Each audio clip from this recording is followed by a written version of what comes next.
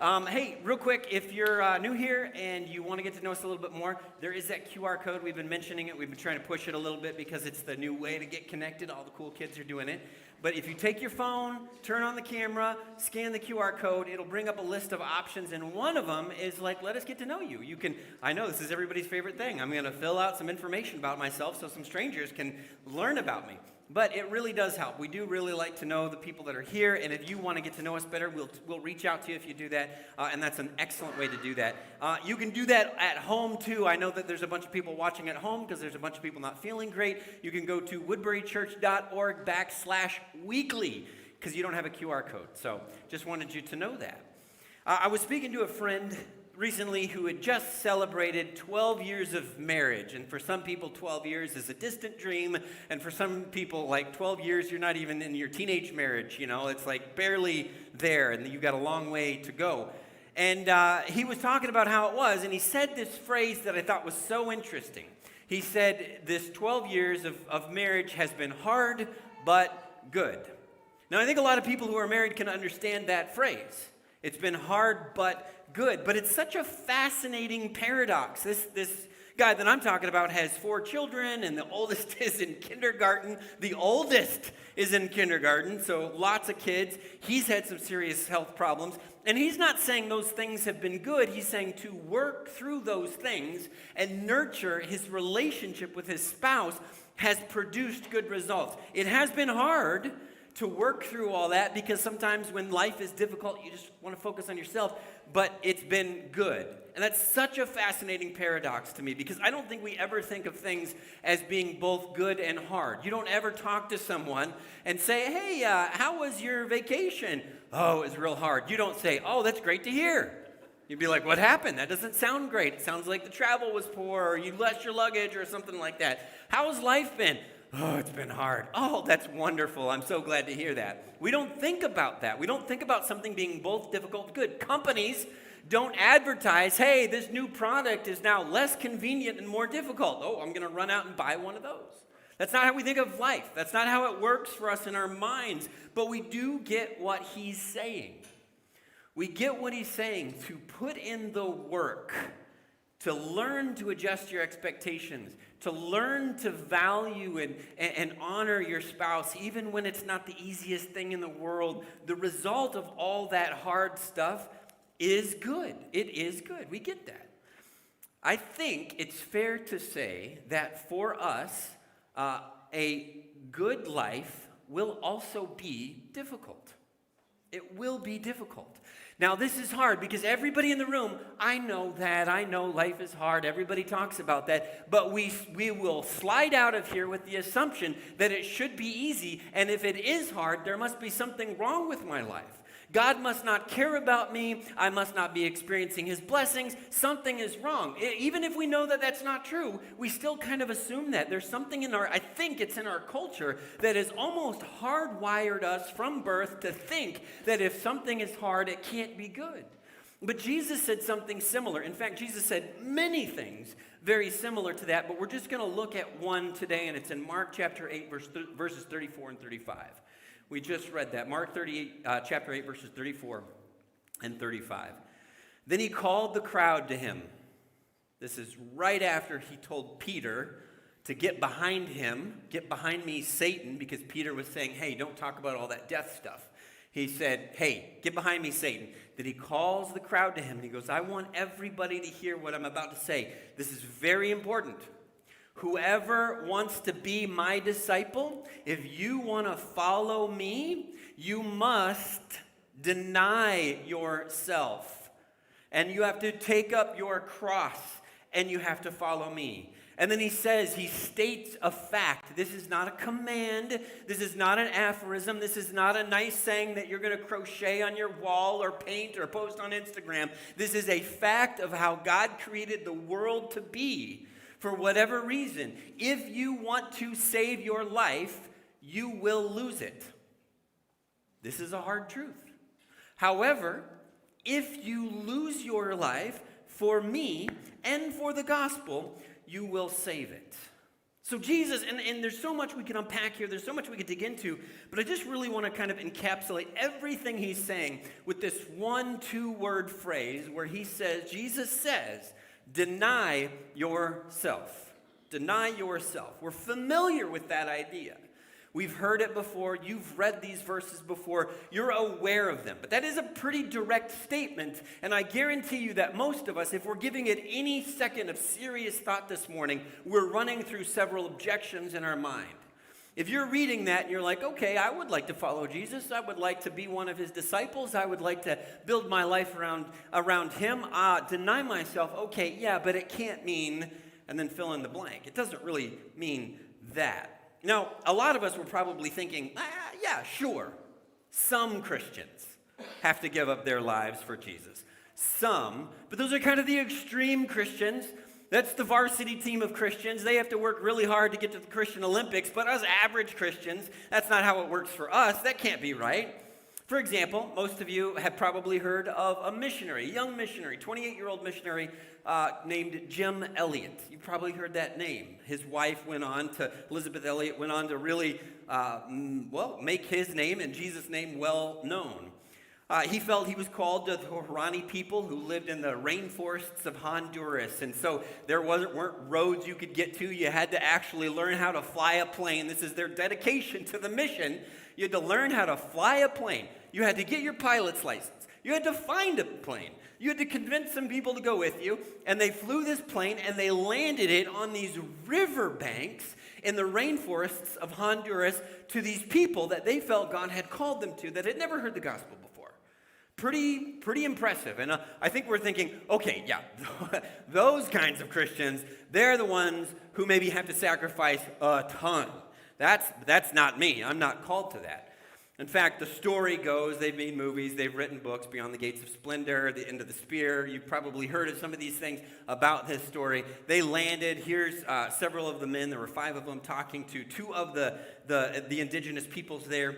And they felt like they had made some good contact. They left. They came back the next day, and they were ambushed, and they were all killed. All 5 men were killed by these people. And actually, there's an amazing backstory to why it happened, and then their wives went in to also continue the mission work. And you're like, whoa, that is pretty wild. It's a great story. But I think a lot of us will think, yeah, okay, yes, deny yourself. If you're Jim Elliot and these 5 other guys, sure, then you deny yourself. But it's, so what we're saying is, Jesus says deny self, and we're saying, that's not what he really means. Excuse me, Jesus, I'm just going to scoot past this command right here. I'm just going to move on over to the other side because that can't be what you really mean. Not for me, not for my life, not in Woodbury, not in Twin Cities, not in 21st century modern America. It's not really about denial. But what if? What if Jesus actually meant that for you? In your life, in your current circumstances, what if he actually meant that if you want to follow him, you have to deny yourself? Me and Liam went and watched the new Mario movie. And it's a lot of fun, and it's one of the cool things that you can do because I played Super Mario Brothers when I was Liam's age. And now Liam and I can both go enjoy this movie together and all the references, and it's a lot of fun. Now, I am a trailer guy, meaning those clips you see of upcoming movies before the movie plays. If I'm going to miss the trailers, I will not go to the movie. That's how important it is to me. That's part of the movie-going experience. So don't be late. In fact, Liam and I got there 30 minutes before the movie opened, and we were just sitting there in an empty theater by ourselves eating popcorn. We got a refill on our popcorn before the trailers even started. That's how I am. The trailers are playing, we're watching, it's fun, and generally they play trailers in keeping with the movie that you're watching, so you're probably not going to see a scary horror movie if you're watching the Mario Brothers movie. So they're playing other children's movies. Now there's this new kids movie coming out. It's the biggest name in kids movies. It's going to make probably hundreds of millions of dollars. And then the trailer, the main character is struggling in their relationship with their parent. Their parent has expectations, and the child doesn't know how to live up to them, and there's this tension, and you're thinking, oh, great, that's wonderful. There's so many wonderful dramas that have been built around the reconciliation of a parent and child. I mean, Finding Nemo, right, or Little Mermaid, or, Empire Strikes Back, where Luke discovers that Darth Vader is his father, and now there's a complicated relationship. So you're like, oh, cool, they're going to tap into that drama. Interesting, I'm excited. That'll be a fun movie to watch. And then in the trailer, the character says something like, I just don't know how to get along with my dad, something like that. My dad wants me to do this. There's don't quote me, I don't remember exactly. And then another character in the movie who's giving counsel to this main character says, why would you let anybody tell you what you can do or who you can be? And I'm like, whoa, wait a second, hang on. This is about a child-parent conflict, and I, as the parent, am paying money. Why would I bring my child to a movie to get bad advice about how to resolve a child-parent conflict? What are you doing, Disney? Oh, not Disney, sorry. What are you doing, nameless company that might be making movies for children?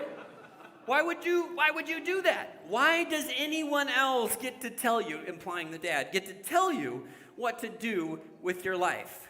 See, Jesus says, deny yourself. Christians say, that means the real serious Christians, but not me. But the world says, no, do not deny yourself, define yourself. Who you are, it's just buried deep inside you. And you need to cast off the expectation of those horrible, oppressive parents so that you can find the true you inside and live out your inner essence. That's sort of the message that we're getting. Now, the charitable interpretation, the movie's not out, whatever, maybe it's going to be a great movie and I'll have to walk all this back. The charitable interpretation is something like, hey, if people have low expectations of you, or if people don't truly love you or don't truly value you, it's okay to cast off their poor expectations. Maybe that's what the movie's going to say, but I'm like, what I got out of that trailer seems to be the prevailing message in our culture today. To define yourself.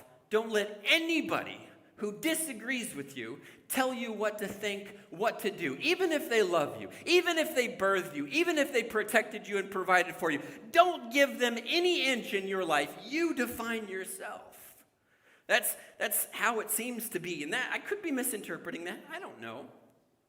In 1943, Abraham Maslow, you've heard this, he created the idea of the hierarchy of needs, and he just looks like such a pleasant guy, doesn't he? Just such a nice guy. This hierarchy of needs, he never had the actual triangle, but you've seen this. So you have all the lower needs, right? You need the physiological, you need food, you need sleep, but then you also need safety. You need to feel like you have some financial margin. You need to feel like you have some time to yourself, and you work up this list, right, as you get through the love and belonging and esteem. And at the very top of this is self-actualization. This is in 1943, he came out with this. He came out with this idea that once we just climb the pinnacle of needs, we'll get to the top and we'll achieve self-actualization, shake off the expectations of others. Now, he said self-actualization, this is his definition, is the tendency for the individual to become more and more of what one is. Now, he's a smart guy. But to become more and more, that if you really want success, personal fulfillment in life, well, then you become more and more of who you are. And so you hear this message of Christianity where it says, no, you need to become a new creature. And that's sort of, or I shouldn't say sort of, it's almost in contrast to what we're hearing from psychology. Now, that's 1943. Maslow maybe has changed up his ideas in the subsequent years. But if this is true, if define yourself is our current cultural orthodoxy, if that is what our culture is saying, you need to live this out. You need to be true to yourself. Define yourself is cultural orthodoxy. Then to deny yourself is cultural heresy. So what they're saying is, denying yourself not only is bad advice, it's the opposite of what you should do. That's the messaging, generally speaking, that we're hearing in popular culture today. That's the messaging I'm sensing, that I'm watching out for, that I want my children to watch out for. If define yourself is real freedom, then to deny yourself is oppression. And to listen to voices that say deny yourselves is to give in to oppressive voices. By some measure, we're 80 years or so into this cultural experiment of self-actualization as people like Maslow describe it. We're 80 years into it. And the good news is, now that we have all these basic things on the triangle taken care of, like food and sleep and safety and love and belonging, you just notice that our whole entire culture is just incredibly happy all the time. It turns out this is true. The further you get up that, we're more healthy and wealthy than we have ever been as a society. And we are less happy than we have ever been. Is it possible that the define yourself mantra is maybe wrong? Is that possible? Is it possible that Jesus was right when he said, if you want to save your life, you're going to lose it. But if you lose your life for my sake and for the gospel, you will find it? Is that possible that he's right? Interesting. Maybe Jesus was right. But I think there's more objections we have to wrestle with. More objections. Cooking totally mystifies me. I don't understand it at all. And I know it's one of those things, it's like math, where people are like, it just makes sense. I'm like, it doesn't make sense. I'm so sorry. This week, I made myself a frozen pot pie that I had brought in for lunch, and I put it in the oven and heated it up, and somehow managed to burn the exterior, and the interior was frozen. I don't know how I did that. Did you follow the instructions, Patrick? No, I didn't follow the instructions. Because how complex can it be? You've just got to heat this thing up, right? Yeah, that might be the issue. I just don't get it. It just something about the way all the ingredients, like every once in a while I'll think this. I'll think, okay, you know what? Hidden inside me is a true cook, Ratatouille, Gordon Ramsay. Hidden inside me is this person that can really cook, and I just got to let that person out. And so I'll get a recipe book down from the shelf, and I'm like, I'm going to make my family something delicious, and I'll open the recipe book, and it'll be like, okay, make sure you whisk the eggs and put them in the bowl, and then add the milk. And I'm like, that seems like too many steps. It'd be simpler just to do it all at once, and we'll just whisk it real quick, and it never comes out right. And again, you're sitting there thinking like, well, you didn't follow the instructions, Patrick.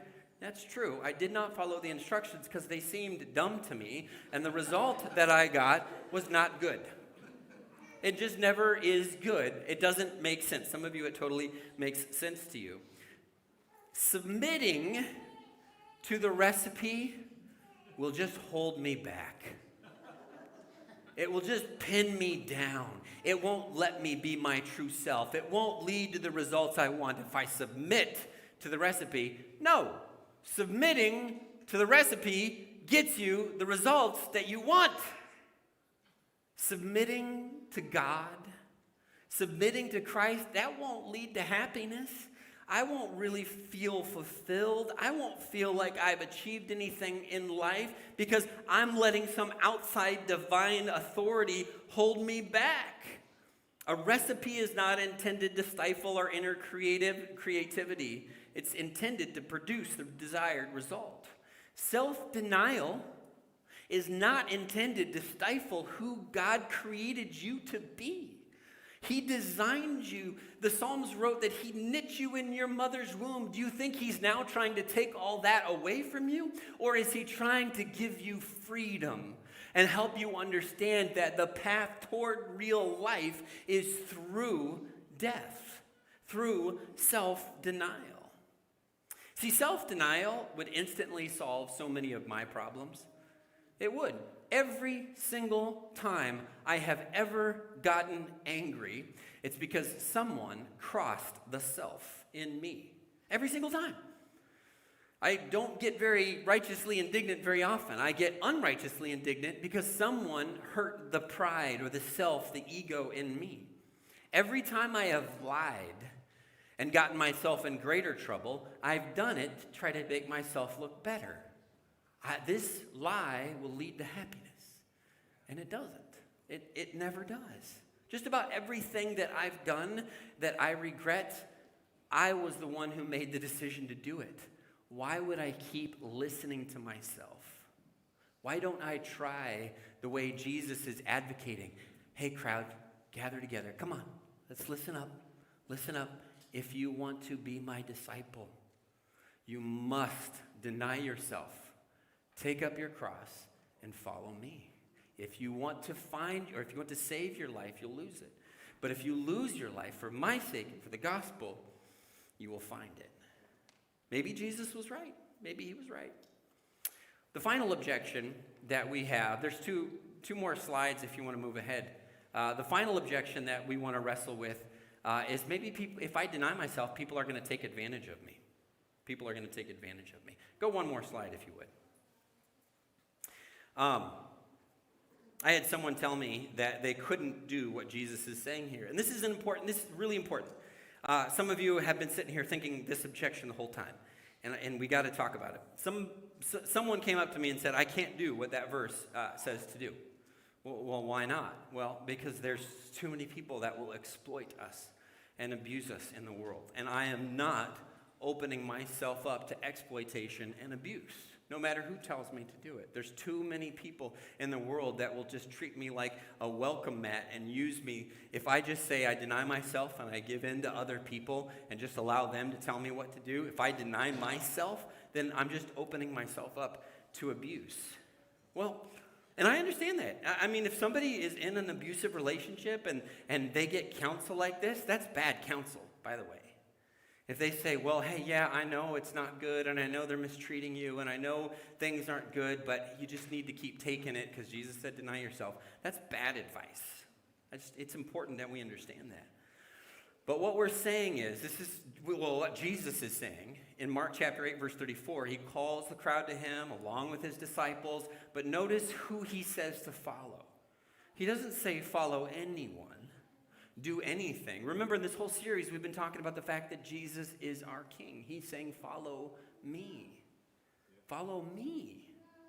Don't just say anybody can treat me any way and do anything and ask anything of me. He's saying, follow me. What do I say? What am I asking you? I just finished Viktor Frankl's book, Man's Search for Meaning. Many of you have probably read it. He's pretty impressive, and I'm going to read this quote in just a second. He's a pretty impressive person because he's this Jewish man in Austria in 1938 or 39, and he's a psychologist. And of course, he's rounded up and he's put in the concentration camps himself. And because he's a psychologist, he starts thinking about this concentration camp experience from the point of psychology. And by the way, just a little aside, Frankl thought Maslow's hierarchy of needs was garbage because he said all the things had been taken away from me. I didn't need these things to find meaning and self-actualization because they had all been taken away, and I still found meaning and what am I trying to say? You guys all said it weird too. Am I just hearing it weird? Actualization. Self-actualization. Thank you. He's saying all that was taken away and I still managed to find meaning in life. But this is his quote. He says, we who lived in concentration camps can remember the men who walked through the huts comforting others. Concentration camp, comforting others, giving away their last piece of bread. They may have been few in number, but they offer sufficient proof that everything can be taken from a man but one thing. The last of the human freedoms to choose one's attitude in any given set of circumstances, to choose one's own way. What if Jesus was serious that the path to life is through self-denial? The way to him is through self-denial. I want to share a tough story about my grandfather. I mentioned this years ago, and I actually called my mom and aunt, they're out of town. They're here on the screen. If you want to go to the next slide, I want to show you a picture. This is my mom and aunt when they were just little. And I think that one's my mom. Sometimes my dad gets them confused too, so I just want you to know. And there's my grandfather. He was probably 26 or 27 at the time of this picture. And Again, I got some details from my mom and my aunt. It was a good conversation. My grandparents were both Christian, both had gone to Bible college for a time. And when my mom and her sister, the two oldest, were about 6 years old, my grandfather began to leave the family. And I say begin to leave the family because he would leave for a couple of weeks at a time, and then it was a couple of months at a time. And he would always have some excuse. The family was dirt poor, and he would say he was going hunting, but hunting for months and never sent anything back. And they didn't have anything. My mom said a lot of their meals when they were little, and they didn't realize this wasn't supposed to be this way, were just rice. And that was it. And they would, breakfast would be rice and some milk and sugar. And they just didn't have anything, and my grandfather was in the process. Again, they didn't know it at the time. He was in the process of leaving them, abandoning them. There was one story that I'll share with you that he worked at a mill, and this is in Sweet Home, Oregon, worked at a lumber mill, and Friday was payday, and they didn't have anything in the cupboards. And he didn't come home after work, and my grandmother, who didn't have a license and didn't have a job, was getting a little worried, so she found a neighbor to drive her around town to see if they could find him, wondering if something had happened. Well, they found him. He was at a bar, wasn't a drinker, but he was at a bar eating a nice meal with just himself, with the kids and the wife at home with nothing. And you can imagine how hard this was for my grandmother. My mom and sisters and their sisters, they didn't know anything about this. But finally, when they were 9, he just never came back. That was it. They were 9 years old, and he was gone. And this was in the late 50s, early 60s, when people didn't get divorced. None of this happened. And my grandmother didn't have a job, didn't have a license, just never came back. Now, you can call it what you want, what he did. What he chose to do, he didn't want to be tied down. He wanted to follow his heart. He wanted to self-actualize. He wanted to define himself. You can call it that. But this is what we're talking about here. It's not some Instagram post. It's not some movie where everything works fine when people just do what they want to do and it's all great because they found their inner essence. Defining ourselves and living for ourselves leads to ruin and destruction in other people's lives and our own. So these girls grow up without a father in their home. And my grandmother, when I was a kid, I didn't know anything about this either. My grandmother would not say an ill word about him, despite what he was doing and despite how he had abandoned them. She didn't want them to even for a second think that he had left through any fault of theirs. And what a tremendous example to protect her. And this is before, she didn't know the psychology of it. She just knew that she was trying to protect her daughters. See, this is the ugly side of that cultural message that we're wrestling with. We're never presented with this. We're never presented with this example of how sin and defining oneself, what it really does. We're presented with the happy message where everything works out at the end and then the credits roll. We're never presented with the reality. The animated movies, they hide this. They hide this reality of the follow your heart message. I tried to make a list of every place in Scripture that said something like deny self, and I finally stopped because it was basically everything in Scripture. It was just everywhere. Everywhere. The authors of Scripture usually worded it like this, like Galatians 2:20, where Paul says, I have been crucified with Christ, and I no longer live, but Christ lives in me. The life I now live, he's talking metaphorically, I've been crucified. The life that I now live in the body, I live by faith in the Son of God who loved me and gave himself for me. It's amazing. It's no wonder, and this is important, church, it's no wonder that the Christian life, your Christian life, begins with a funeral service. That's what baptism is. It's your funeral service saying, this version of me is done and it is gone, and I am burying them. And I am rising to walk in newness of life. And it's going to take some work and some effort to take off all that stuff. But that's what it is. It's how the Bible defines baptism over and over and over again. We are buried with him through baptism. Paul says, into death in order that just as Christ was raised from the dead, which we talked about last week, we too may live a new life. No wonder it starts that way. The Christian life starts with the funeral.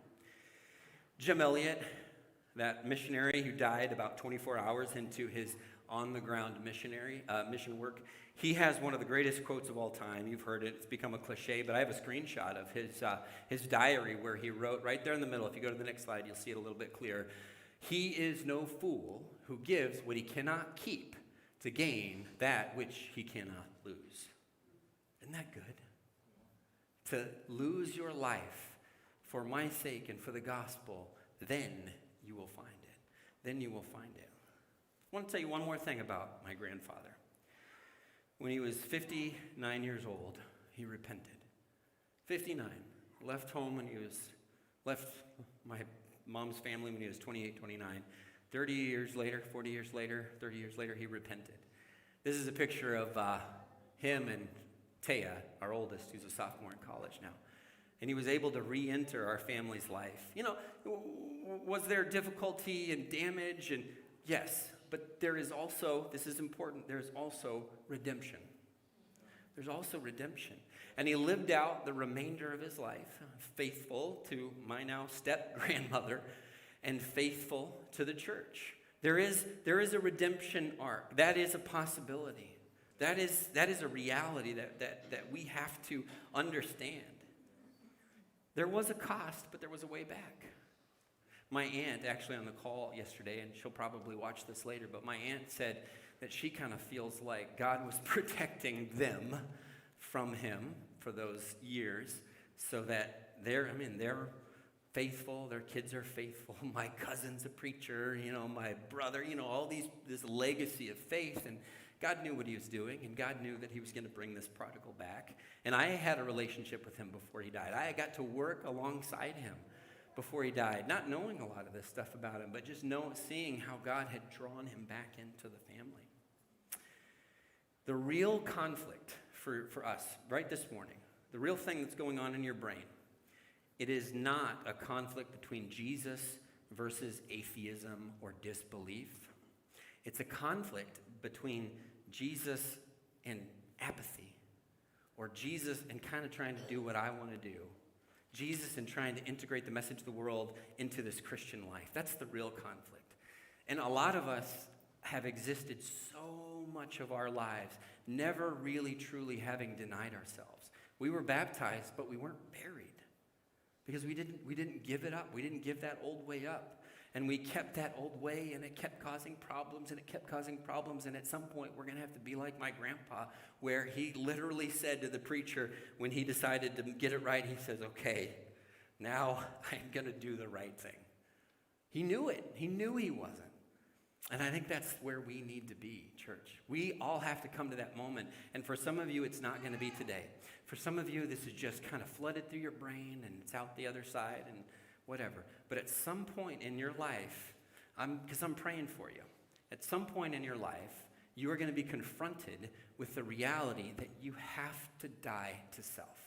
There is no other way to truly live. That is the gospel message. You have to die to self. We're going to sing a song. In closing, I'm going to invite the praise team back up on stage. Maybe I'll stay up here and help Paul sing. But because I love this song. I think this song is worth singing out because it's called The Goodness of God. And I think it's not right to call it funny, but the funny thing is that we think we're running from like oppression and hardship and difficulty, and what we discover is that we're running from goodness. When we flee from repentance, we're fleeing from true freedom. When we run away from conviction, we're running away from love. And that's always been the case. And that's why this message is so difficult for us to take in, because it feels so right to say this is what I want to do and that will lead to happiness, and it never will. It never, ever will. And most of us will have to learn that truth the hard way. So we're going to stand. Would you stand with me? And we're going to sing about the goodness of God and that God is running after us. And the bridge of this song talks about how when we lay our lives down and we surrender, then we can experience God's goodness. So would you sing it out today as we praise God for being a God who chases us with his goodness?